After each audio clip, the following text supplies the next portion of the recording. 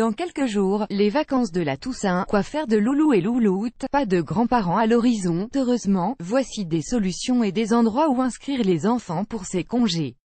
Quand on travaille, on ne peut évidemment pas s'arrêter toutes les 7 semaines pour prendre des congés en même temps que les enfants. Et cette année, les vacances de Toussaint durent 15 jours, reste à trouver des organismes pour que ces chers petits puissent s'amuser et profiter de leurs vacances. Sans que ça vous coûte un bras, les centres de loisirs ils sont associés à la plupart des écoles, et ils fonctionnent le mercredi et pendant les congés scolaires. L'accueil y est possible pour la journée entière, avec le repas de midi inclus, ou pour la demi-journée. Les enfants sont pris en charge par des animateurs, titulaires du BAFA, ouverts aux enfants de 3 à 13 ou 14 ans. Ils proposent des activités pendant les vacances, même si le fait que ces activités se déroulent dans le cadre quotidien de l'école est un point faible.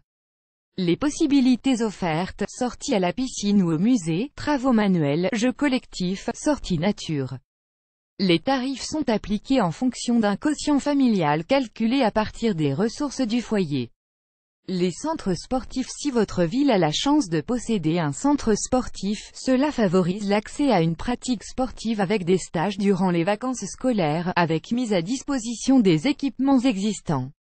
En gymnase ou en piscine, les lieux sont aménagés pour répondre aux besoins et aux possibilités de la tranche d'âge concernée. Ces activités sont encadrées par des éducateurs sportifs diplômés d'État. Les activités privilégiées sont souvent liées aux particularités géographiques de la région concernée, voile si vous habitez au bord de la mer, ski ou escalade en montagne, etc. Les stages à thème. Différentes associations proposent des stages au moment des congés scolaires.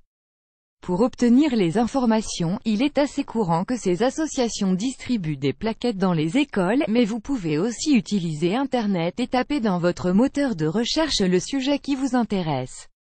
Par exemple, cirque, et trouver ainsi les solutions existantes dans votre ville ou votre région. Théâtre, musique, danse, poterie, sports variés, Loulou trouvera certainement chaussures à son pied. Les tarifs sont évidemment très variables d'une activité ou d'un lieu à l'autre, selon que des subventions soient ou non accordées à l'organisme ou à l'association en question. Vous avez testé une de ces solutions, ou vous en avez aussi à nous conseiller qui sont efficaces et économiques? Nous attendons vos commentaires. Vous aimez cette astuce? Partagez-la avec vos amis sur Facebook. À découvrir aussi, 20 super activités pour occuper vos enfants pendant les vacances sans vous ruiner. Vacances de Toussaint, 12 idées économiques pour occuper vos enfants.